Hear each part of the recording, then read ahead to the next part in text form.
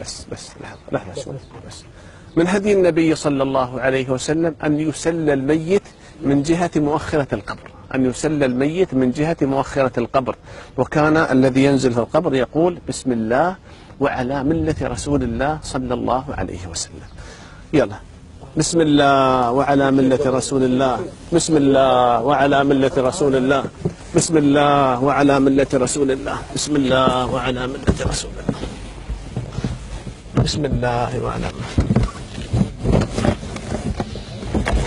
دخل.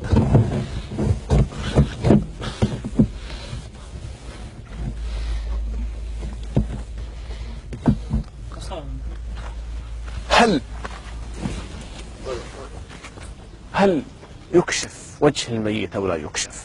قال عمر رضي الله عنه وأرضاه فإذا وضعتموني في اللحد فافضوا بخدي على التراب.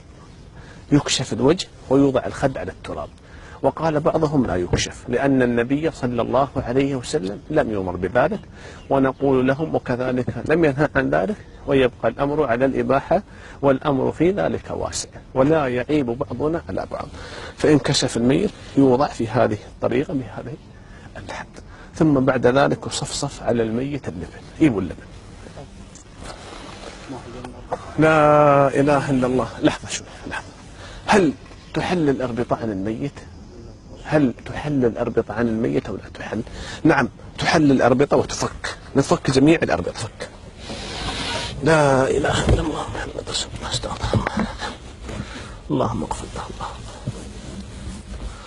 تحل جميع الأربطة عن الميت ويوسع على الميت الكفن، ويبقى بهذه الكيفية الوجه في اتجاه القبلة. بسم الله بسم الله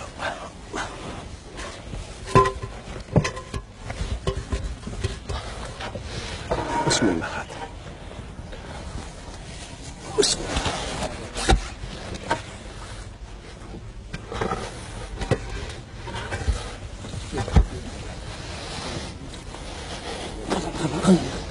بسم الله. لا إله إلا الله محمد رسول الله. كل من عليها فان ويبقى وجه ربك ذو الجلال والإكرام. اللهم اجعل قبره رياضا من رياض الجنة، اللهم اجعله من رياض الجنة. اللحد وين عجين؟ لا لحن لا لا لا لا لا لا الماء لا حظر. ايوه سدد الخبر سدد. اللهم اغفر له، اللهم ارحمه، اللهم اجعله رياضا من رياض الجنة، اللهم ثبته ثقل ووزن. لا إله إلا الله محمد رسول الله. هذا ما وعد الرحمن وصدق المرسلون. اللهم عنا على القبر وما فيه، اللهم عنا على القبر وزلاته.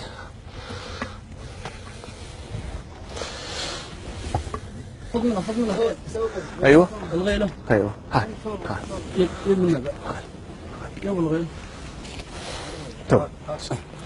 بسم الله الرحمن.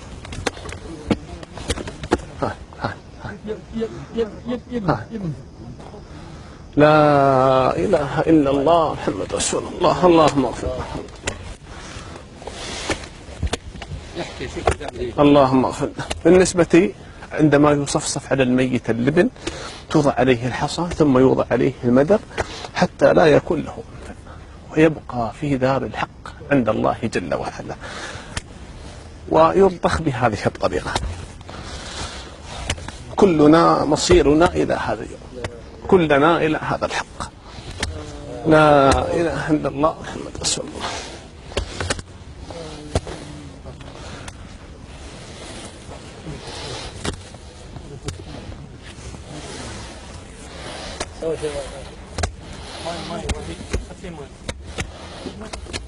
مشاهدينا الكرام، بعد أن يلحد الميت في قبره ويصفصف عليه اللبن يهال عليه التراب بعد ذلك. هذا هدي النبي صلى الله عليه وسلم، وهذا شرعنا يأمرنا بهذا. بسم الله. اللهم اللهم لا إله إلا الله.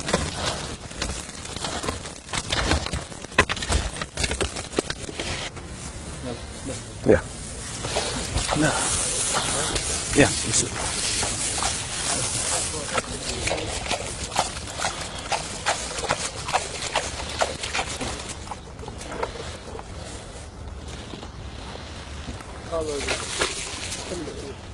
مشاهدينا الكرام، هدي النبي صلى الله عليه وسلم بعد الدفن مباشرة يأمر الحاضرين ويقول لهم استغفروا لأخيكم وسلوا له التثبيت فإنه الآن يسأل. هذا موضوع السؤال. فلذلك أوصى عمرو بن العاص رضي الله عنه وهو من كبار الصحابة فقال: فإذا دفنتموني فامكثوا عند قبري على قدر ذبح الجدور وتقسيم لحمه.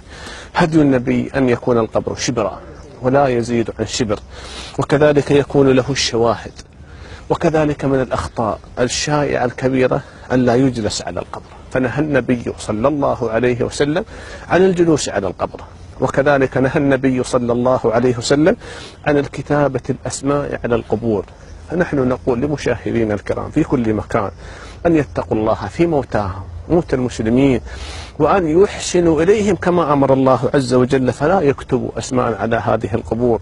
ورحم الله قبرا لا يعرف صاحبه. وكذلك الحاضرين يدعون للميت، والأولى والأفضل أن يكون انفراديا، كل منهم يخلص للميت الدعاء ويدعو الله عز وجل له بالتثبيت. وكان النبي صلى الله عليه وسلم ثبت عنه في الحديث الصحيح: إذا وضع العبد في قبره وصفصفوا عليه اللبن وهالوا عليه التراب يقول الله: عبدي دفنوك وفي التراب وضعوك، ولو بقوا معك ما نفعوك، وأنا الحي الذي لا يموت. فعندما يوضع اللبن على الميت ويصفصف عليه اللبن يسمع بكاء أهله وقرقعة نعاله، وهذا ثابت في البخاري. فلذلك هذا الوقت وقت السؤال، فبدعاء الحاضرين يثبت الله عز وجل الميت بالقول الثابت، يثبت الله الذين آمنوا بالقول الثابت في الحياة الدنيا وفي الآخرة، ويضل الله الظالمين ويفعل الله ما يشاء. كان نبيكم صلى الله عليه وسلم يقول للحاضرين بعد الدفن مباشرة: استغفروا لأخيكم وسلوا له التثبيت فإنه الآن يسأل. فادعوا الله له بالسؤال والتثبيت. اللهم اغفر له، اللهم ارحمه، اللهم عافه، اللهم اعف عنه، اللهم اكرم نزله، اللهم وسع مدخله، اللهم بدل هدانا خيرا منه واهلنا خيرا منه وزوجا خيرا من زوجه. اللهم انزل على قبورهم الضياء والنور والفسحة والسرور حتى يكونوا في بطون الألحاد مطمئنين وعند خروج الأشهاد آمنين. اللهم خرجهم من ضيق اللحود ومراتع الدود إلى جناتك، جنات الخلود، في سدر مخضود وطلح منضود وظل ممدود وماء مسكوب وفاكهة كثيرة لا مقطوعة ولا ممنوعة وفرش مرفوعة. اللهم ثبته بالثقل الموازين. اللهم اجعل قبر